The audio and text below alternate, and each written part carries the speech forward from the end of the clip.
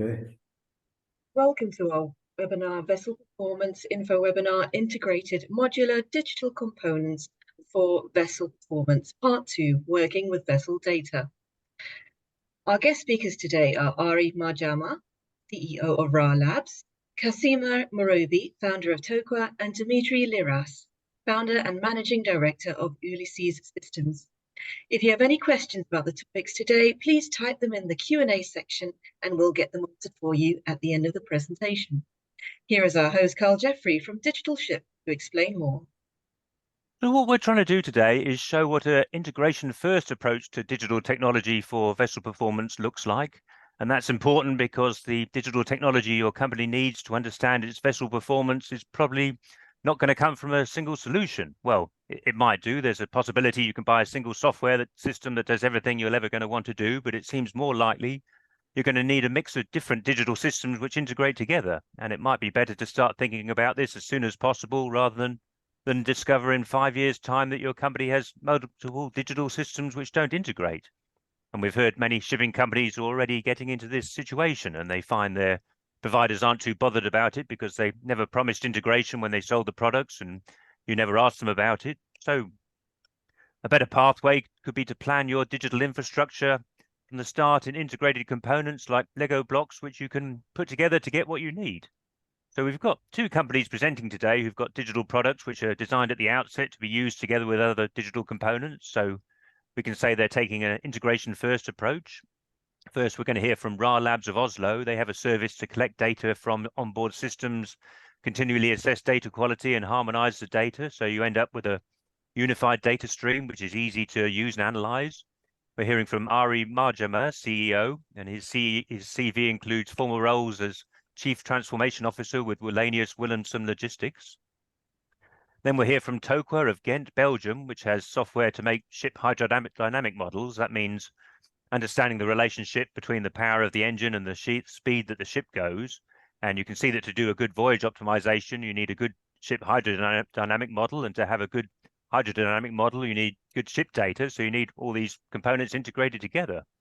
We're going to hear from Casimir Morobi, the founder. He only graduated in June 2020 and the company developed out of his master's thesis. But since then, we've heard a lot from the company, including winning an innovation challenge last week organized by Class NK and Smart Maritime Network for having the best system for working with standardized shipboard data. We have been planning to hear from Pantelimon Pantelis from Ulysses Systems. Unfortunately, he's not able to join us, but his company founder, Dimitri Liras, is stepping in. I've been in a lot of discussions with Dimitri over the years to try and define what a real-world first, integration-first approach to maritime technology looks like. So Dimitri is Director of Paralos Maritime and is joining us in the discussion in a personal capacity. So we'll have two presentations of about 10 minutes, 15 minutes from Ari and Casimir, then there should be plenty of time for a discussion with Dimitri and questions from you. So I'd like to invite Ari to start his talk. Cheers. Perfect. Thank you, Carl. My name is Ari Marjama. I'm the CEO of the company called RA Labs. RA Labs is a technology company owned by the Wilhelmsen Group. And we have, as Carl alluded to, we have developed a product called RA Edge, which is an IoT platform for capturing data on board vessels.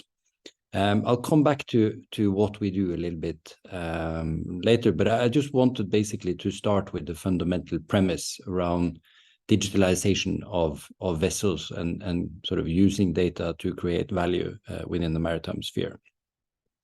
So as a starting point, I think it's worthwhile noting that vessels are surprisingly data rich. There's loads of data being generated and produced across different systems on board vessels. But the majority of that data ends up living in isolation. If you've been on board a vessel, you know that there's a screen for pretty much everything, but that's often where the data stops. So it doesn't necessarily become available outside of the original system that it was where it was created. So in the last few years, there's been quite a lot of stuff happening when it comes to individual makers of systems making data available and sort of providing some sort of a cloud access to their individual data. And that is a good start when it comes to the digitalization, but it also poses a number of challenges. And I think that's some of those challenges are really what this webinar is about. So even if you believe that you're doing the right thing in sort of starting that digitalization, if you get it wrong from the start, you will actually end up with more problems than you planned for.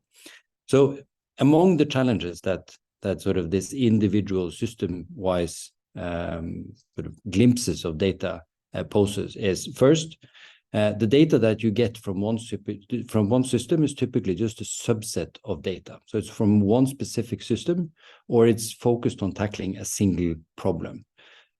So typically you might have a solution which is focused on fuel optimization or performance optimization.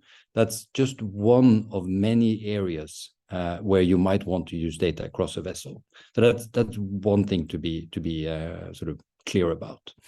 The other is that when you have data provided from one specific system for one specific problem or one specific vendor, that does not necessarily play well with data from other vendors or other systems.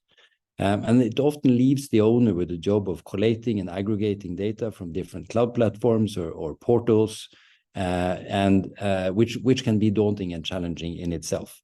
Add to that the fact that the data will be hard to work with because it's typically not standardized or harmonized, meaning that you will have similar data points that have different names, differing between vessels, systems, or even generations of or versions of systems, having different names for the same data point. When you have a large fleet with a lot of sort of heterogeneity in it, essentially having vessels being built often across different continents, different yards with different system sort of structures on board, it will become daunting to be able to get access to that one data point you want to use to solve a specific problem. On top of the standardization and the naming harmonization issue, you have the data quality problem. When you start to gather data from different platforms and different sources, you are often quite remote from where the data originated. So if you are so lucky to actually catch a data quality issue, often the only way to solve it is to take away data, because you cannot.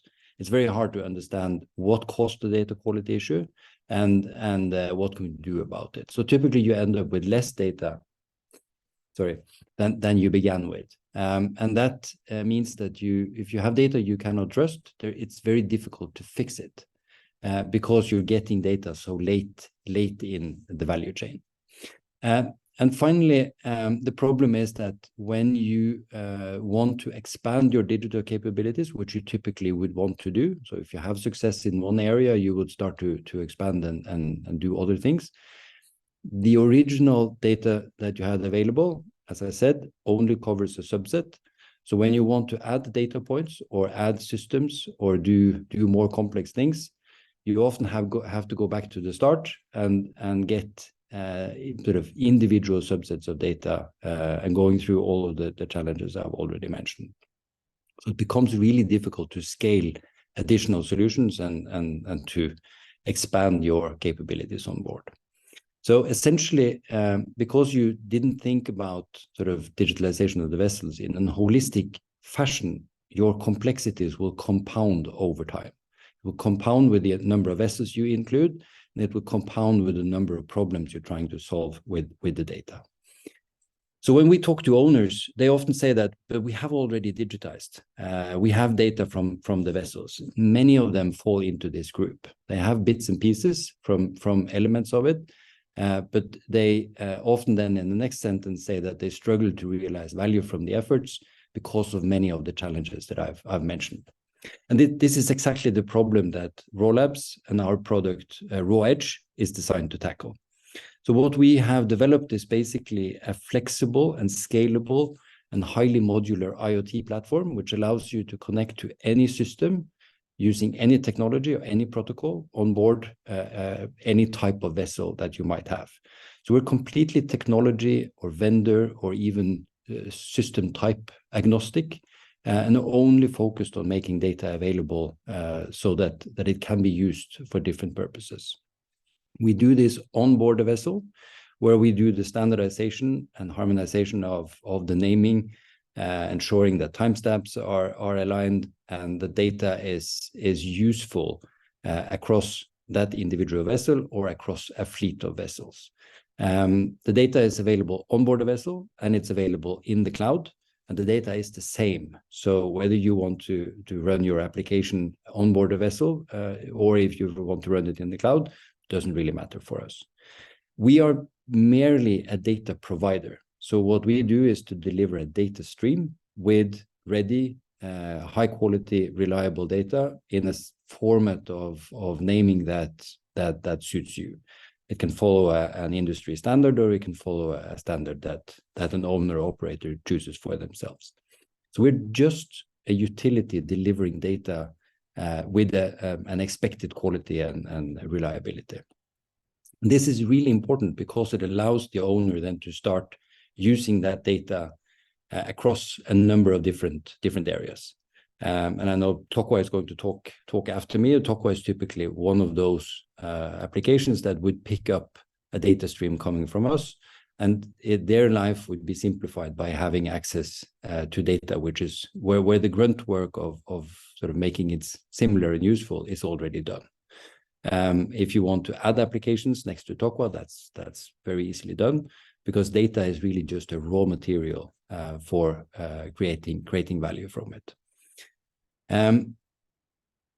We believe that this approach and this layered thinking, where you have an onboard layer doing the data capture, you might have a cloud layer doing the storage, you might have an application layer where you do certain specific tasks, you might even have an analytics layer where you have specific service providers providing analytics of data coming out of applications.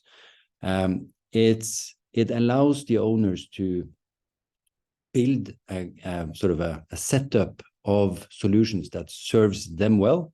And it also allows to change if you want to change parts of that stack. You can change your cloud provider, you can even change out the raw edge on board vessels, you can choose another application provider. You're not stuck to a single purpose silo that sort of covers all the elements for a very specific task. So by going from the silo structure, which is the standard way that we've been solving this for many years, and going to a more layered approach, you are creating the interoperability of having standardized data, and you're also creating optionality that you can choose and sort of combine the solutions that serve you, and you can change it over time. Most owners have heterogeneous fleets. They have complex problems. They have problems that differ a little bit from vessel to vessel. And I think this is quite essential in order to make digitalization successful. I think I'll hand over the word to Tokwa now, but it's really that interoperability and making life easy for all the players that come further down the value chain. That is what's driving us and the way we think about technology. Well, thank you very much. Okay, so we'll go from Oslo to Ghent now to hear from Casimir about how we're going to use this to make good ship hydrodynamic models and how important that is. Oh. Yeah, thank you.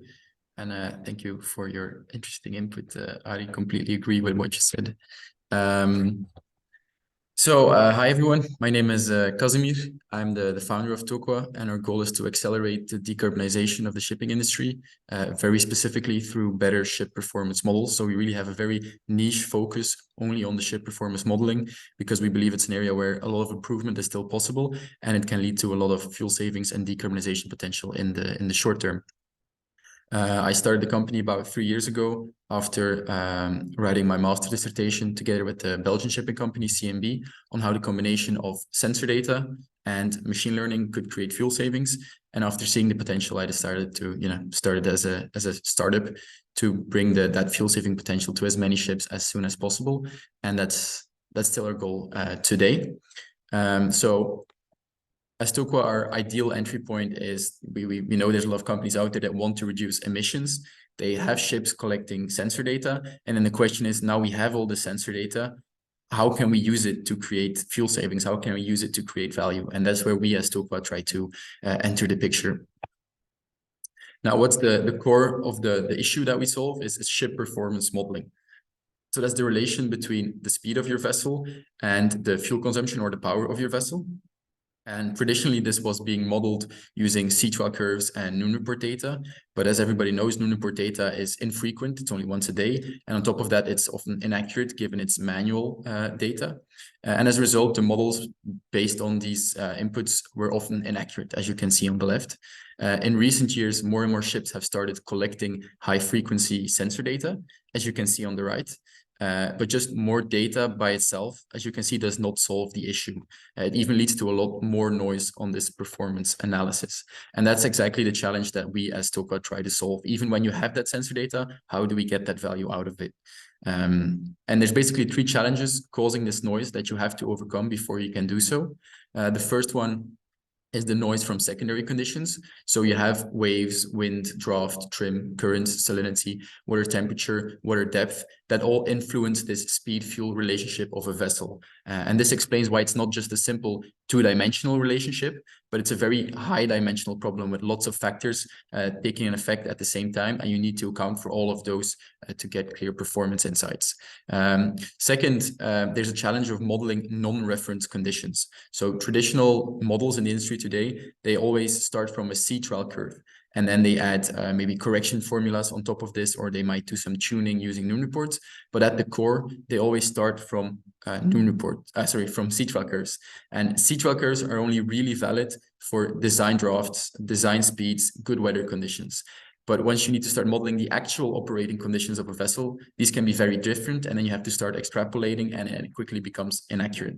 So that's the second challenge, is being able to model all operating conditions, not just design conditions, and that in a very accurate way. And lastly, the performance of a ship is constantly evolving over time. It's not just a static model. It's not like you make a model once and you're done.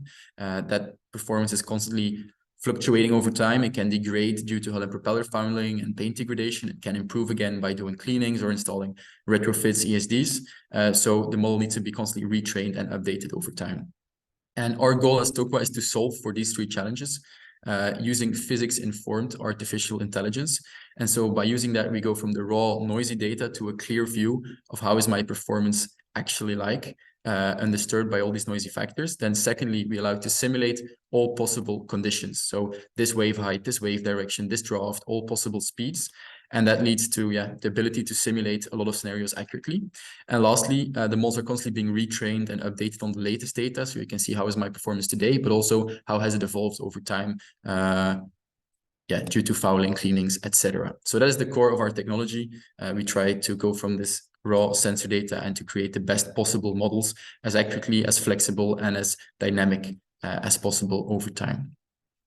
And maybe a more technical way to show this is this visualization, where you have all your performance influencing conditions on the left.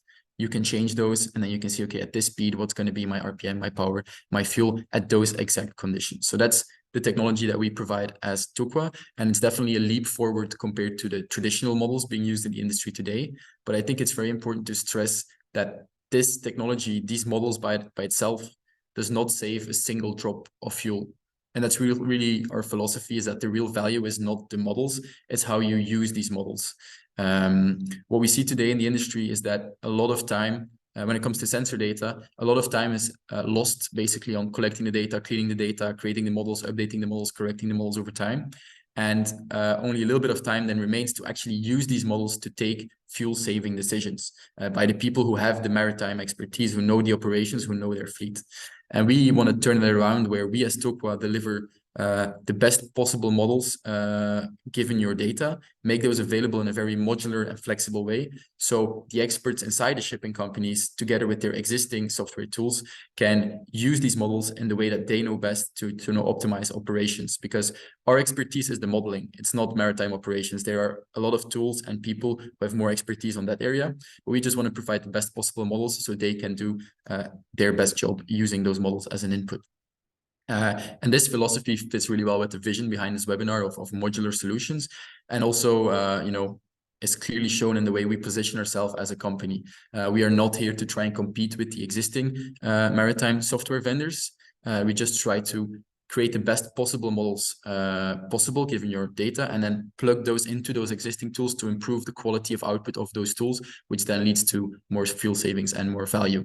So you can clearly see kind of the landscape as Ari was describing it before, where you have the challenge of collecting that data in a standard way. We as Tokwa take 4 different data sources.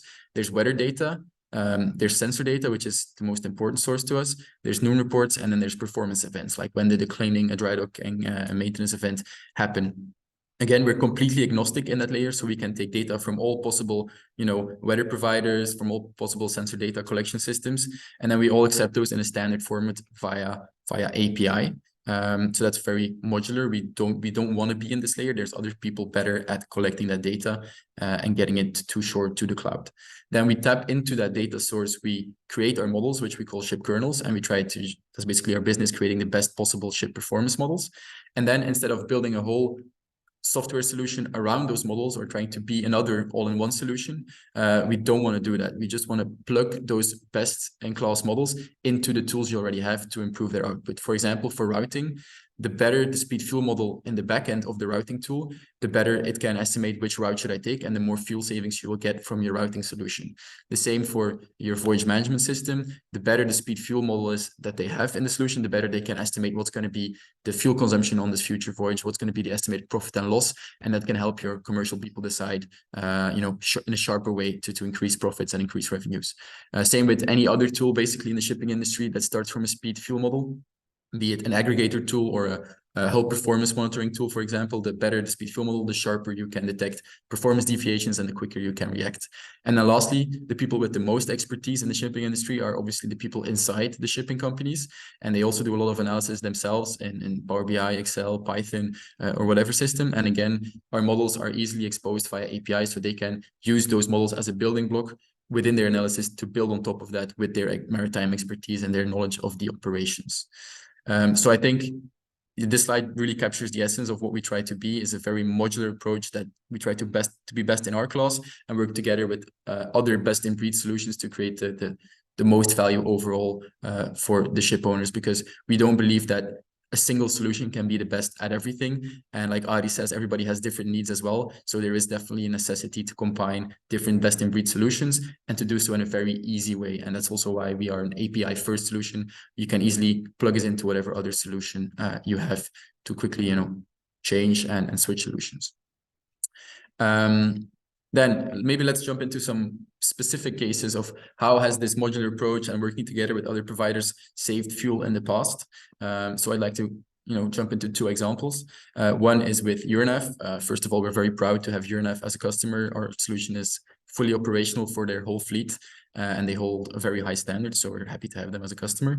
And then they did a study, which was also published in TradeWinds, that found that using our improved sensor-based speed fuel models in their existing routing solution was able to double the fuel savings potential of that routing solution. So it was a collaboration between Tokwa, so us doing the ship performance modeling, and then Thayer providing the voyage optimization. And they saw that within that existing tool, having more representative, more accurate speed fuel models was able to double the savings. So that's a really strong case of how 2 best-in-breed solutions can create the most overall value for the customer, because we can't share exact savings numbers on this, but if routing more or less saves 2.53%, a doubling of those savings is a massive improvement that you can just realize in the short term with a very minimal investment. So that's one success story, let's say, of modular collaboration. A second is with Vroon from the Netherlands, where we work together, again, us providing the ship performance modeling, using the data provided by Danelec to us to be able to make those models. And there they found that by having our models, they were able to monitor the performance of the vessel over time much sharper, and allow them to analyze what's the impact of this dry docking, or what has been the impact of this hull cleaning or this idling period, and how much fouling do I have. And even going further, they could also validate how effective a certain ESD installation had been. So this tool not only allowed them to take fuel-saving short-term decisions regarding fouling, but also to keep track of how effective have my decisions been, and that allowed them to really plan their decarbonization roadmap based on actual numbers, validating how well the ESDs work. So that's a second example. But there's many more cases. I mean, I already discussed weather routing, hull performance monitoring, validating the actual savings of ESDs, not just the theoretically claimed savings, but actually once it's installed, validating how much it's really saving you by removing the noise on that analysis is also very crucial. Fourth is more the commercial scenarios. So the better your speed fuel model, the better your commercial teams can take decisions. They can simulate the profitability and the emissions on certain voyages. And then lastly, something I'd like to delve a bit deeper into is the collaboration between owners, charterers, and ship managers. Today, there's very limited collaboration and data sharing between owners, charterers, and ship managers. And it's mostly to do with the way the contracts, the commercial reality of the industry is set up today. There's not a lot of incentive to be very transparent with one another, because all the data you share can and will be used against you. But we feel that mentality is changing in the age of decarbonization, where every percentage of fuel savings will become very important. And the only reason to get those fuel savings is by working together, by pulling in the same direction instead of working against each other. And to be able to make those decisions together, you need to agree on what's the actual performance of my vessel, how much will this decision save us together, and how do we divide those savings between the two of us. And we think it's necessary to have like a third objective party saying this is the performance of your vessel, and everybody needs to or can agree on that, making it much easier to collaborate and to reshape the commercial relations these companies have. And that's kind of a role that we hope we can play as well, because the example I showed before here is still from only a company perspective. Let's say from a ship owner, it might look like this, but in reality, shipping is much more complex. It's not just one company. There's the owner, there's the charter, there might even be a ship manager. And then it becomes, it looks even more complex like this, where each party might use their own different software tools. And before they can work together, they need to agree on numbers, they need to agree on the same stuff. But if everybody uses different data, different filtering, different models, and different tools, it will be impossible to work together and to agree on numbers. So we hope we can play a layer of standardization in between that. Even though a charter and an owner might be using a different software system, at least by tapping into the same ship performance model, they get the same numbers and they can agree together on what the performance is and how they can take decisions together. Because this is really a vision we have for the future. It's not only about making software systems modular and making software systems work closer together to increase the overall value. It's also necessary that owners, charterers, and ship managers will work closer together and will share more information to increase the overall value and to allow for the necessary decarbonization in the industry. And we believe that's like an extension of this modular approach from the software systems. We hope will trickle down over time into owners and charterers rethinking how they work together, what information they share, to be able to take decisions together. Because as much savings as there are by optimizing within one silo, I think there's equally as much savings just out there if we manage to align the interests between owners, charterers, and all the parties involved. So that's more a long-term vision, but we hope we can make it a reality together with the rest of the industry. So that was my presentation. Thanks for listening. Oh, well, thank you very much. So I'll invite Ari and Dimitris to turn your cameras on now, and we'll go to the discussion session. We're open to questions if you want to put them in the Q&A box, but perhaps we'll give Dimitri a chance to speak first. So, the picture emerging to me, I think this is a picture of the future. I think that we haven't even seen before. You can have multiple digital components. You don't have to use TOQA and RA Labs, but you probably use something at least like what they do. You need a map of how it fits together, but there's no sort of language of how to make such a map. But I guess that's somewhere we need to go. Do you want to share your thoughts first, Dimitri, before? Yeah, we mentioned specialization and best of breed a few times here. I'd like to make a comment about that. I have a friend who's an investor in IT and knows very little about IT, stopped being involved with it about 15 years ago. But he has a formula for investing in IT, and that is a very simple formula. He invests in people that have done a good job a couple of times, and they've got all their stakeholding in it. In other words, that they are very heavily invested in the product they're producing. That is something that needs to be understood when we're talking about new areas of expertise.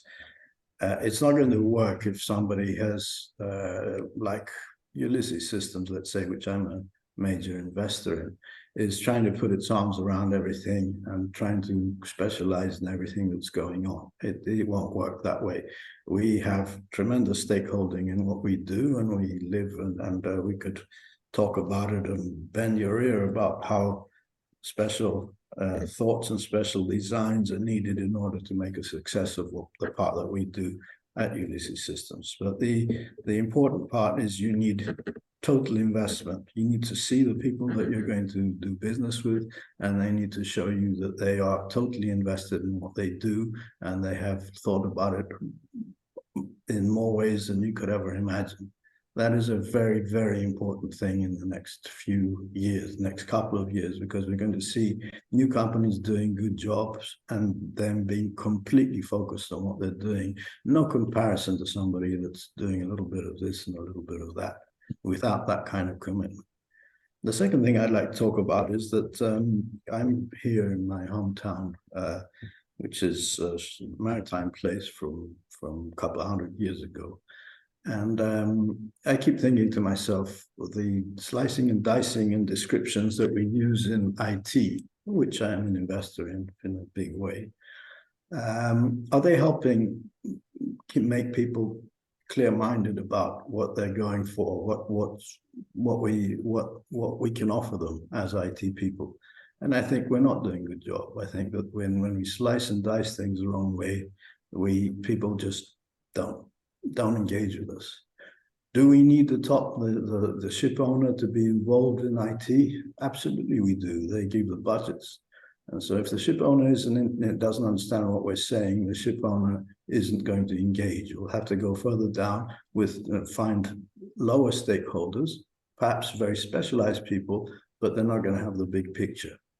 I spent a lot of time talking to ship owners right here, 100 yards from here, and their interest in talking about IT is that. And the reason why they can't talk about IT is because people don't break it down to them the way that they will understand it. These people are absolute geniuses. They are champions. There's several world champions that drink coffee 150 yards from here. World champions, tremendous ROI, tremendous return on investment on their shipping, domiciled here or in the next town. Now, those people don't engage in IT discussions. Why they don't engage? Because we break it down in a way that is impressive, perhaps to people that want to fund us. Perhaps we use all kinds of jargon like analytics or whatever, generative AI or whatever happens to be a buzzword. That would work for VCs. It doesn't work with owners. Owners want to know how you're going to solve their problems and why you have figured out how to present something so that their whole staff can understand what you're doing. So a lot of the things that we discuss here with Carl that we've been discussing over the years is that the actual people operating the company have to understand the complexity that both of you talked about. You both talked about the factors, multiple factors that people don't even imagine and they don't carry with them in their conscious mind every minute. But those multiple factors have to be taken into consideration. And multiple factors, then there's a lot of issues about when we translate information and they have to be interoperable. It's much more than meets the eye. There's a lot more there than meets the eye. That doesn't mean it has to be obscure. You can talk to a ship owner and you can tell him all about complexity in a single area. All he needs to do is know that it's there. The complexity is there. Doesn't get involved with that complexity. Perhaps a click up, a click downstream, get involved with the complexity that person understands best. But when the person is investing in IT, they need to know that the lower level complexity or the needs is taken care of. And it's not a black box from the vendor. It's something that their staff can understand. And that is what we believe is the core requirement here. We have to make our systems understandable. And we have to join them up. And the joining up part is not elementary. It's actually a lot of different considerations that don't meet the eye first time around. A lot of things you mentioned, the average person doesn't know that the complexity of the timestamps and the complexity of the context and the complexity of something being affected by another factor that you didn't put in, but it moves your data points up and down until you put in the factor, and then you know why the data points are going up and down. So we are introducing detail, but it doesn't have to be complexity, because we can organize this so that people can understand it and people can be comfortable. That way we engage the whole company and not just the people who went to 5 meetings with us. Oh, very good. Anything you'd like to say, Casimir, Ari? I think you're both doing this, aren't you? I think it's. I think it's a really good point, Dimitris, and there may be two factors going on. So one is, how do you convey the value that is created from whichever solution you're looking at? And that's, I'm guessing your coffee partners are more interested in the value than the actual bits and pieces of how this works.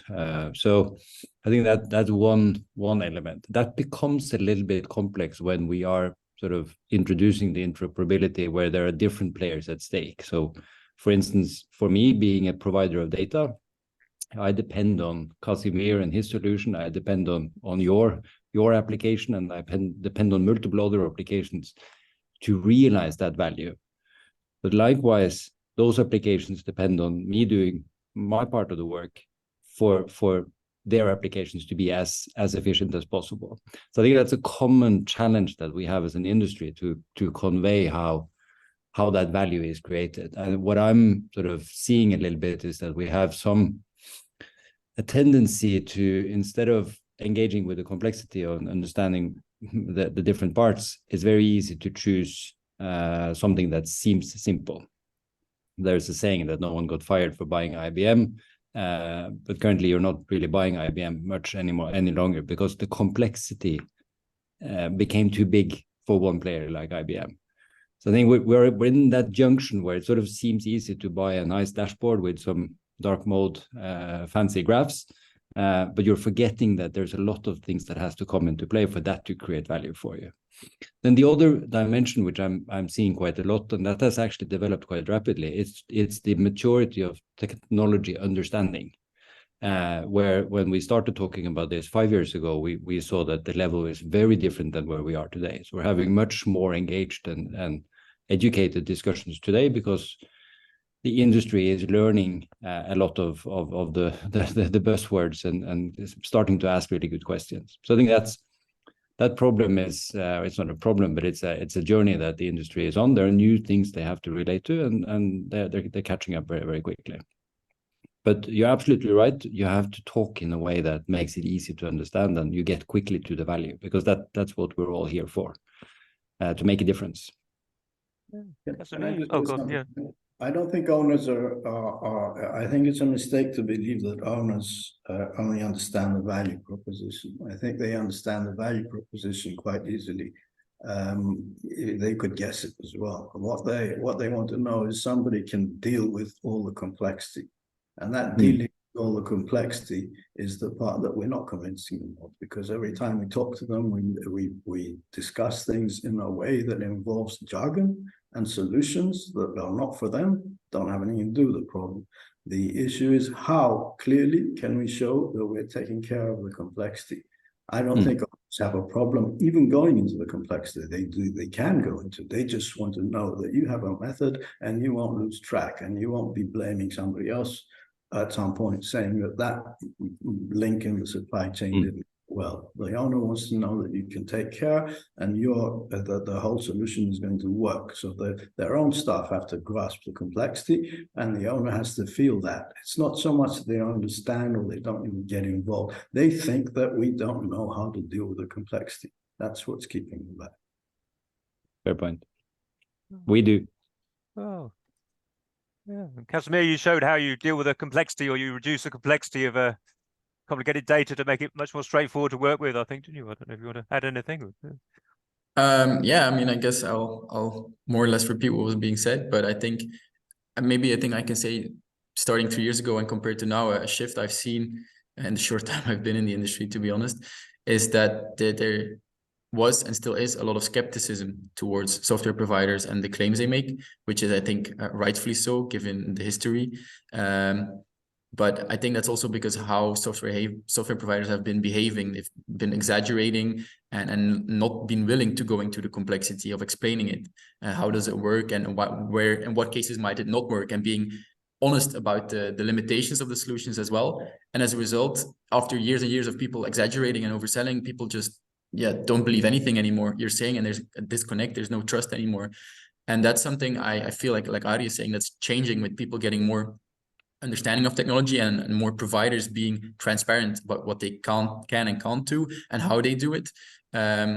And I think that goes hand in hand with the modular way of thinking. I think those companies who think in a modular way and who want to combine multiple best-in-breed solutions are the ones who are capable of admitting, I can do this, but I can't do this, and I'm willing to collaborate with other people to do so. And I think over time it will overtake the more traditional all-in-one solutions that are out to create lock-in and, you know, to create good enough solutions, but not greater solutions. As long as the customer can't leave and I get my money, I'm happy. I think that kind of mindset is slowly fading, and those companies need to change their way of thinking and need to go along in this modular approach and to want to be the best, not just good enough, but everybody should want to be the best and be honest about what they can and can't do. And then combining all of that together is up to the owner, because they know best how they want to lay their puzzle, what works best for their company. But they need to understand what cards they have available, and we need to be transparent about what we can and can't do, so they can take the decision in a clear way with trust in what we tell them.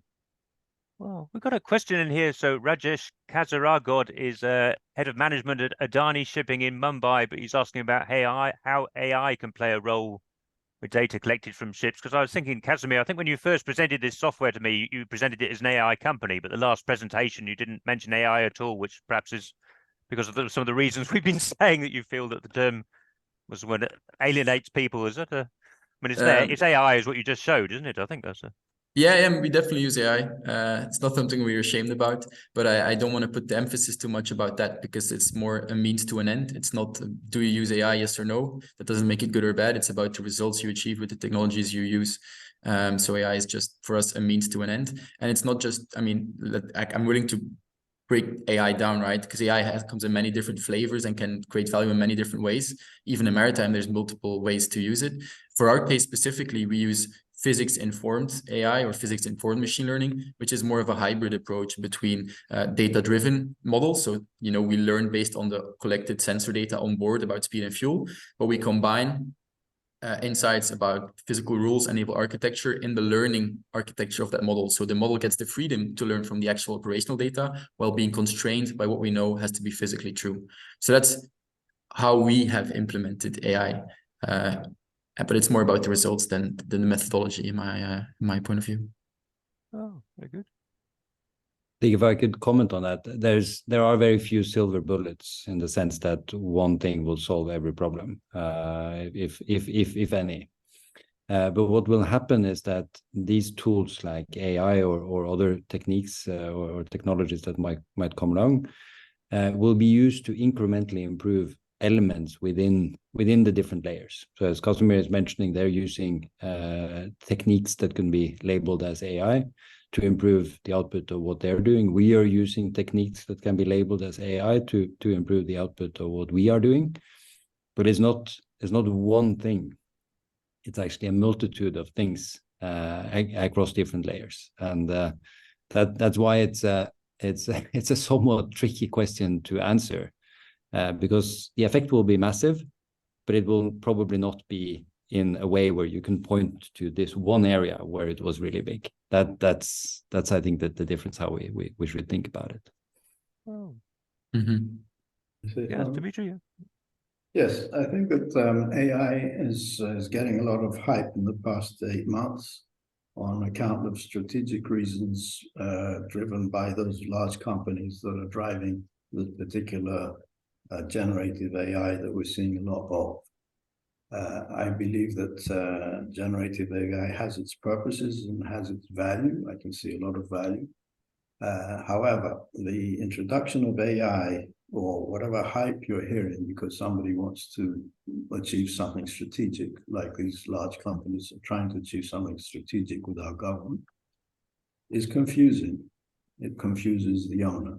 I believe that it's not constructive to introduce, to ask people or get involved with basically a technology that's only going to be a small part in something. It's not going to be a small part in everything, no matter how you use it. It's going to be a small part. So I've been studying AI since 1996. I went to Northwestern University to study it for 3 years with the best people I could find, ex-Yale. And I mentioned the word almost never in the building of applications, because it is a very deep concept, the AI. It involves understanding how people think, although generative AI isn't about people thinking. But people thinking is a very big part of designing software. People have to understand it. We have to use their memory structures properly. So AI figures, but let's not make it a label, because it just confuses people and they disengage. If I can tag on to that, I mean, we've been trying to bring AI in a certain way to the industry for 3 years. And I remember in the beginning, it was a bad thing to mention. Like you would be better off not mentioning AI because were super skeptical about it.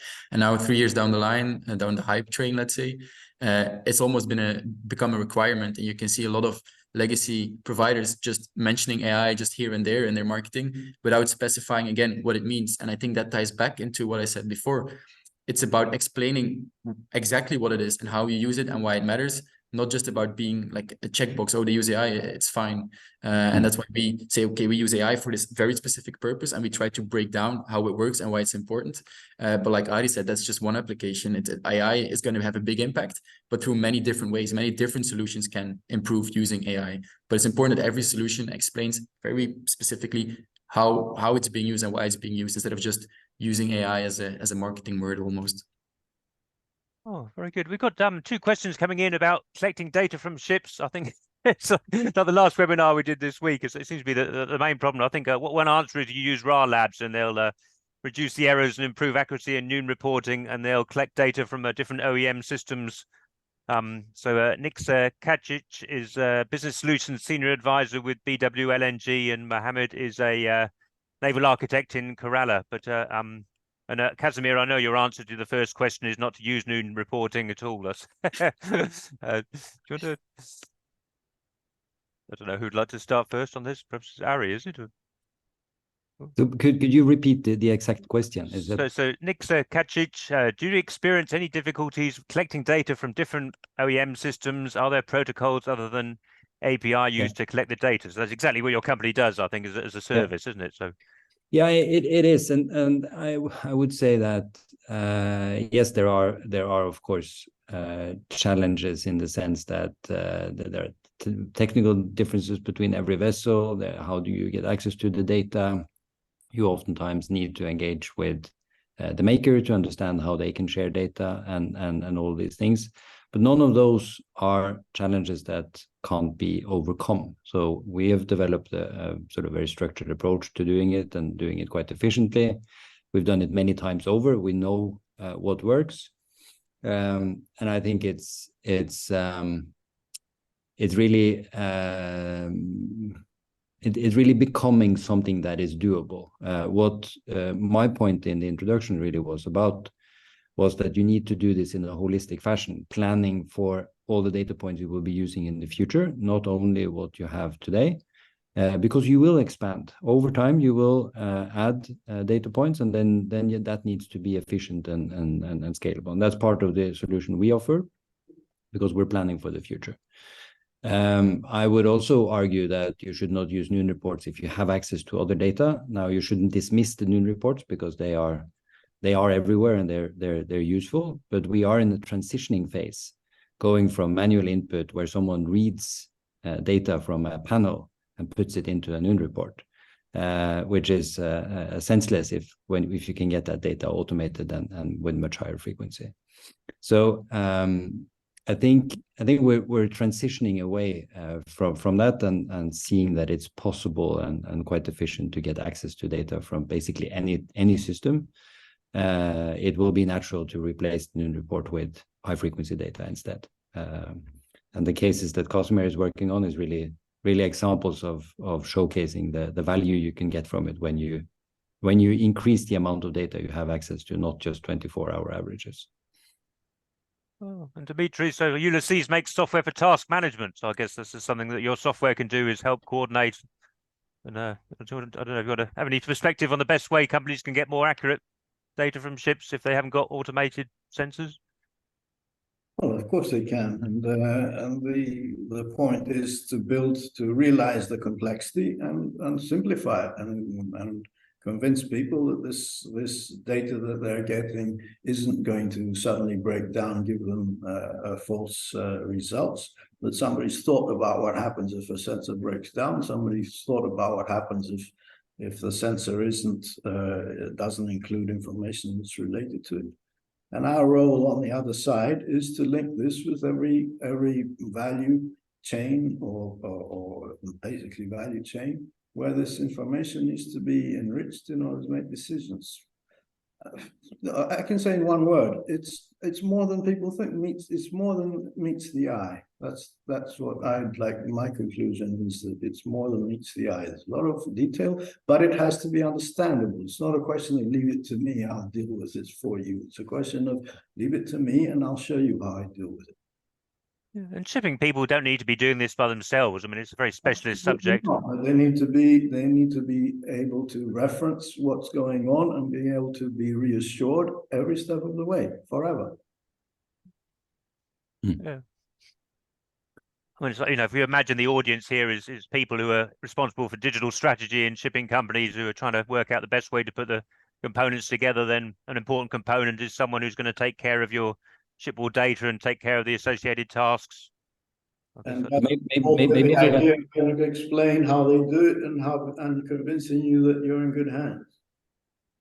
If I could just add one comment, Carl, is one of the things we, as a data collector, are struggling with a little bit is that there is a tendency to think of the data collection as a box, something that you install and it's sort of a one-time thing, whereas we think of it as a service. So we actually look after the data all the time on a continuous basis, and we engage if something happens. So that was why I was talking about the data quality. If we see that the data quality starts to drift, we engage immediately, already on board the vessel. If the signal is lost, we engage, we figure out why, and we restore it. And vessels are complex environments. There are lots of things happening. So, and there are many reasons why you can have interruptions of data. Very rarely it's down to our solution. It's actually the environment we operate within, which is quite natural because it's complex. And having someone who thinks about that data stream in terms of a service, instead of someone who thinks of it as a box that you install and then never attends to, are two very different approaches. So we're coming from that service part where we deliver data a little bit like your utility at home. If the power goes away, you want someone to fix it, and that's basically what we do. I think that's also part of the tendency we're getting away from just buying a box. We're moving into something that is actually living and that you depend on, and that goes into the value creation further down the chain. If that's the models from Tokwa or the output from some of the applications that Casimir had on his slide, we all depend on each other. So I think that's also an important aspect, that service element and someone taking care of it. Yeah, if I can add on to that, we are often the first company who actually uses the sensor data or who gets to see the data and tries to make value out of it. So we're unfortunately also often the first ones to see how bad it can be. And then we have to bring that news like, hey, you've been collecting this maybe for 2 years, but given nobody's been looking at it, this sensor has been incorrect for 2 years and we can't actually use the data.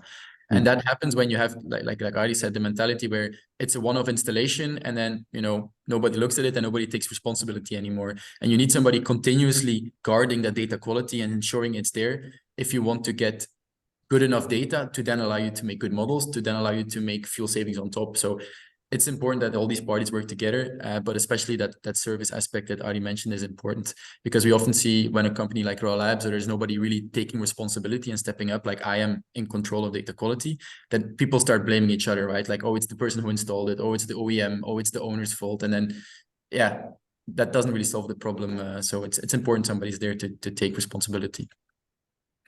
Oh, that's great. Well, we've got about 5 minutes left. I mean, one question I'd like to ask was just where this data goes. So, Casimir, you sort of hinted at it, but I don't know if you could sort of maybe say how your customers are using this data, because the need is getting huge all the time. We've got the charterers asking for data, banks, insurers, as well as working out how to do hull cleaning. Just so the audience get a sort of context of how this fits in the bigger picture of shipping, like the commercial picture. Do you want to share some thoughts about how your customers are using this further down so far? Sorry, I'm not sure if I understood the Oh, well, question. it's sort of beyond. So once you've got this hydrodynamic model, you've got your voyage optimization, but then it's being used for like all the reporting for sea cargo charter, for example. That's all got to show emissions and reducing the emissions and the CII calculation. I can maybe comment on that. I think I alluded to that in my introduction, is that we think of data as a raw material. The funny part about data is that it can be replicated with close to zero cost. So in my mind, the data that you collect, and the way we think of it, if you do it right from the beginning, you can use that data in as many places as you like. So sending data to Casimir and Tokwa is just one way of using it. You might actually want to send it straight to Dimitri's application solution. You might want to send it to share it in sort of a raw time series format to someone who will do specific analytics. You might want to send it to regulatory authorities for reporting. You might want to send it to your charterers. The data is really a raw material that will live in many different chains of life. So we need to kind of not think about data as one thing, but it will become many things, which gets me back to the point that if you get it right from the start in terms of having the right naming standard, having the right quality, and having the right sort of support around ensuring that it's there, then you have a raw material which has tremendous value, and it will go in many, many different ways. So I don't think you can answer that the question, Carl, because it's so big. It's really down to the imagination of how we can use it. And it will be different for every company. But that's why you have to get the different layers right, because each layer will depend on it. If you get it right, then you can really start to reap that benefit across. Well, we've got about 3 minutes left. Dimitri, do you want to share any final thoughts? No, I think that my conclusion is that getting this right is more complex than people think, and we have to clarify it for them and show that it's in good hands. And we have to join things up. We can't let people figure out how to join the pieces together or how to translate a data model into another data model. We have to show them how to do that. Oh, very good. Any last words, Casimir? No, I think it's all been said. I think we all agree here. Would have been interesting to have somebody who didn't agree in the call, but I think we all agree that this is the way forward. So let's try and make it happen. Yeah, very good. Well, I think that's a vision of the future, I think. And well, thank you very much, everyone. So we've been joining you from Oslo and Ghent and Chios in the Mediterranean, and I shall pass back to Farah for the closing words. Cheers. Thank you to our guest speakers, Ari Marjama, Kasima Morobi, and Dimitri Liras, and to all our viewers. We'll be sending you a YouTube video link soon with their contact details if you have any further questions. Join us for our next digital ship webinar on the 7th of November with Sea Harmony, which you can book online at our website. Goodbye. Bye-bye. Cheers.